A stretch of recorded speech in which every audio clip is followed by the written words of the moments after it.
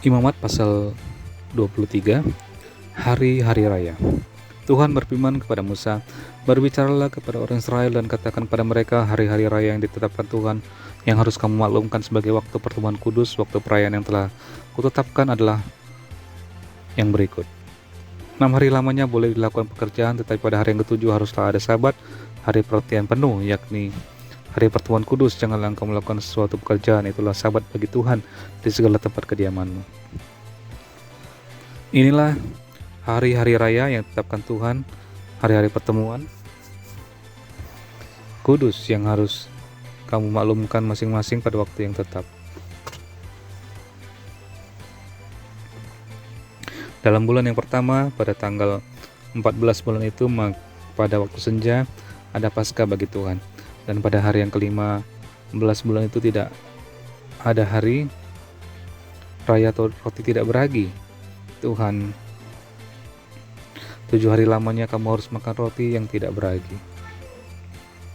Pada hari yang pertama, kamu harus mengadakan pertemuan kudus. Janganlah kamu melakukan suatu pekerjaan berat. Kamu harus mempersembahkan korban api-apian kepada Tuhan 7 hari lamanya. Pada hari yang ketujuh haruslah ada pertemuan kudus. Janganlah kamu melakukan suatu pekerjaan berat. Tuhan berfirman kepada Musa, "Berbicaralah kepada orang Israel dan katakan kepada mereka, apabila kamu sampai ke negeri yang akan kuberikan kepadamu dan kamu menuai hasilnya, maka kamu harus membawa seberkas hasil pertama dari penuaianmu kepada imam. Dan imam itu haruslah kau menunjukkan berkas itu ke hadapan Tuhan, supaya Tuhan berkenan akan kamu. Imam harus menunjukkan pada hari sesudah Sabat itu. Pada hari kamu menunjukkan berkas itu, kamu harus mempersembahkan seekor domba berumur setahun yang tidak bercela sebagai korban bakaran bagi Tuhan, serta dengan korban sajiannya dari 2/10 eva tepung yang terbaik diolah dengan minyak sebagai korban api-apian bagi Tuhan, yakni bau yang menyenangkan, serta dengan korban curahannya dari 1/4 hin anggur. Sampai pada hari itu juga janganlah kamu makan roti atau berti gandum atau gandum baru sampai kamu telah membawa persembahan Allahmu. Itulah suatu ketetapan yang untuk selama-lamanya bagi kamu turun-temurun di segala tempat kediamanmu. Kemudian kamu harus menghitung mulai dari hari sesudah Sabat itu, waktu kamu membawa persembahan. Berkas persembahan unjukan harus ada genap 7 minggu. Sampai pada hari sudah Sabat yang ketujuh, kamu harus hitung 50 hari. Lalu kamu harus mempersembahkan korban sajian yang baru kepada Tuhan. Dari tempat kediamanmu kamu harus membawa 2 buah roti unjukan yang harus dibuat dari 2/10 eva tepung yang terbaik dan yang dibakar sesudah dicampur dengan ragi sebagai hulu hasil bagi Tuhan. Beserta roti itu kamu harus mempersembahkan 7 ekor domba berumur setahun yang tidak bercela, dan seekor lembu jantan muda dan 2 ekor domba jantan. Semuanya itu haruslah menjadi korban bakaran bagi Tuhan, serta dengan korban sajiannya dan korban curahannya, suatu korban api-apian yang baunya menyenangkan bagi Tuhan. Kemudian kamu harus mempersembahkan seekor kambing jantan sebagai korban penghapus dosa dan 2 ekor domba yang berumur setahun sebagai korban keselamatan. Imam harus menunjukkan semuanya beserta roti hulu hasil itu sebagai persembahan unjukan di hadapan Tuhan, beserta kedua ekor domba itu. Semuanya itu haruslah menjadi persembahan kudus bagi Tuhan dan adalah bagian imam. Pada hari itu juga kamu harus mengumumkan hari raya dan kamu harus mengadakan pertemuan kudus. Janganlah kamu melakukan suatu pekerjaan berat. Itulah suatu ketetapan untuk selama-lamanya di segala tempat kediamanmu turun-temurun. Pada waktu kamu menuai hasil tanahmu, janganlah kau sabit ladangmu habis-habis sampai ke tepinya, dan janganlah kau pungut apa yang ketinggalan dari penuaianmu. Semuanya itu harus kau tinggalkan bagi orang miskin dan bagi orang asing. Akulah Tuhan Allahmu. Tuhan berfirman kepada Musa, "Katakanlah kepada orang Israel begini, dalam bulan yang ketujuh pada tanggal 1 bulan itu kamu harus mengadakan hari perhentian penuh yang diperingati dengan meniup serunai, yakni hari pertemuan kudus. Janganlah kamu melakukan suatu pekerjaan berat dan kamu harus mempersembahkan korban api-apian kepada Tuhan." Tuhan berfirman kepada Musa, "Akan tetapi pada tanggal 10 bulan yang ketujuh itu ada hari pendamaian. Kamu harus mengadakan pertemuan kudus dan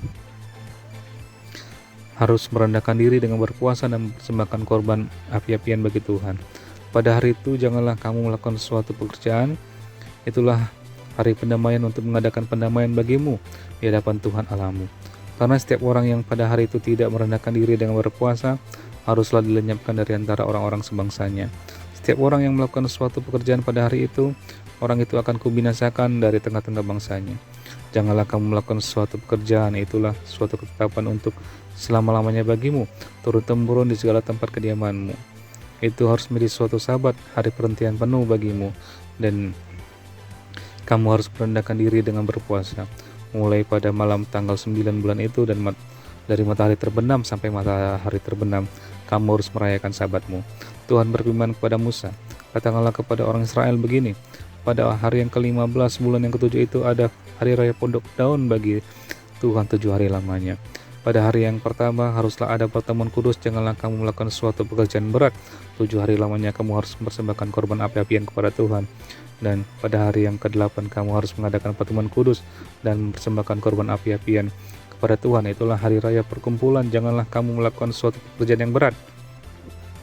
Itulah hari-hari raya yang ditetapkan Tuhan, yang harus kamu maklumkan sebagai hari pertemuan kudus untuk mempersembahkan korban api-apian kepada Tuhan, yaitu korban bakaran dan korban sajian, korban sembelihan dan korban-korban curahan setiap hari sebanyak yang ditetapkan untuk hari itu, belum termasuk hari-hari sabat Tuhan, dan belum termasuk persembahan-persembahanmu atau segala korban nazarmu atau segala korban sukarelamu yang kamu hendak persembahkan kepada Tuhan. Akan tetapi pada hari yang ke-15 bulan yang ke-7 itu, pada waktu mengumpulkan hasil tanahmu, kamu harus mengadakan perayaan bagi Tuhan 7 hari lamanya. Pada hari yang pertama haruslah ada perhentian penuh, dan juga pada hari yang ke-8 harus ada perhentian penuh. Pada hari yang pertama kamu harus mengambil buah-buah dari pohon-pohon yang elok, pelepah-pelepah pohon korma, ranting-ranting dari pohon-pohon yang terimbun, dan dari pohon-pohon gandarusa, dan kamu harus bersukaria di hadapan Tuhan Allahmu 7 hari lamanya. Kamu harus merayakannya sebagai perayaan bagi Tuhan 7 hari lamanya dalam setahun. Itulah suatu ketetapan untuk selama-lamanya bagimu, turun-temurun. Dalam bulan yang ke-7 kamu harus merayakannya.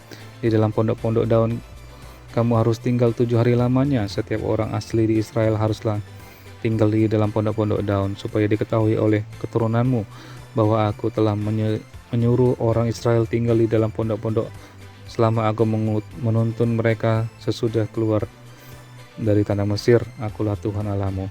Demikianlah Musa menyampaikan kepada orang Israel firman tentang hari-hari raya yang ditetapkan Tuhan. Imamat pasal 24, minyak untuk lampu. Tuhan berfirman kepada Musa, perintahkanlah kepada orang Israel supaya mereka membawa kepadamu minyak zaitun tumbuk yang tulen untuk lampu, supaya lampu dapat dipasang dan tetap menyala. Harun harus tetap mengatur lampu-lampu itu di depan tabir yang menutupi tabut hukum di dalam kemah pertemuan dari petang sampai pagi di hadapan Tuhan. Itulah suatu ketetapan untuk selama-lamanya bagimu, turun-temurun. Di atas kandil dari emas murni harus tetap diaturnya lampu-lampu itu di hadapan Tuhan. Ayat kelima, roti sajian. Engkau harus mengambil tepung yang terbaik dan membakar 12 roti bundar daripadanya. Setiap roti bundar harus dibuat dari 2/10 eva. Engkau harus mengaturnya menjadi 2 susun, 6 buah sesusun di atas meja dari emas murni itu di hadapan Tuhan. Engkau harus membubuh kemenyan tulen di atas tiap-tiap susun. Kemenyan itulah yang harus menjadi bagian ingat-ingatan roti itu, yakni suatu korban api-apian bagi Tuhan. Setiap hari Sabat ia harus tetap mengaturnya di hadapan Tuhan. Itulah dari pihak orang Israel suatu kewajiban perjanjian untuk selama-lamanya. Roti itu teruntuk bagi Harun serta anak-anaknya, dan mereka harus memakannya di suatu tempat yang kudus. Itulah bagian maha kudus baginya dari segala korban api-apian Tuhan. Itulah suatu ketetapan untuk selama-lamanya. Ayat 10, penghujat nama Tuhan dihukum lain-lain kejahatan. Pada suatu hari datanglah seorang laki-laki, ibunya seorang Israel, sedang ayahnya seorang Mesir di tengah-tengah perkemahan orang Israel. Dan orang itu berkelahi dengan seorang orang Israel di tengah perkemahan. Anak perempuan Israel itu menghujat nama Tuhan dengan mengutuk. Lalu dibawalah kepada Musa. Nama ibunya ialah Selomit binti Dibri dari suku Dan. Ia dimasukkan ke dalam tahanan untuk menantikan keputusan sesuai dengan firman Tuhan. Lalu berfirmanlah Tuhan kepada Musa, bawalah orang yang mengutuk itu keluar perkemahan, dan semua orang yang mendengar haruslah meletakkan tangannya ke atas kepala orang itu. Sesudahnya haruslah seluruh jemaah itu melontari dia dengan batu.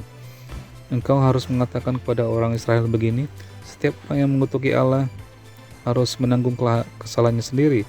Siapa yang menghujat nama Tuhan, pastilah ia dihukum mati dan dilontari dengan batu oleh seluruh jemaah itu, baik orang asing maupun orang Israel asli. Bila ia menghujat nama Tuhan, haruslah dihukum mati. Juga apabila seseorang membunuh seseorang manusia, pastilah ia dihukum mati. Tetapi siapa yang memukul mati seekor ternak, harus membayar gantinya ganti seekor. Apabila seseorang membuat orang sesamanya bercacat, maka seperti yang telah dilakukannya, begitulah harus dilakukan kepadanya. Patah ganti patah, mata ganti mata, gigi ganti gigi. Seperti yang dibuatnya orang lain bercacat, begitulah harus dibuat kepadanya. Siapa yang memukul mati seekor ternak, ia harus membayar gantinya. Tetapi siapa yang membunuh seorang manusia, ia harus dihukum mati. Satu hukum berlaku bagi kamu, baik bagi orang asing maupun bagi orang Israel asli. Sebab akulah Tuhan Allahmu. Demikianlah Musa menyampaikan firman itu kepada orang Israel. Lalu dibawanyalah orang yang mengutuk itu keluar kekemahan dan dilontarilah dia dengan batu. Maka orang Israel melakukan seperti yang diperintahkan Tuhan kepada Musa.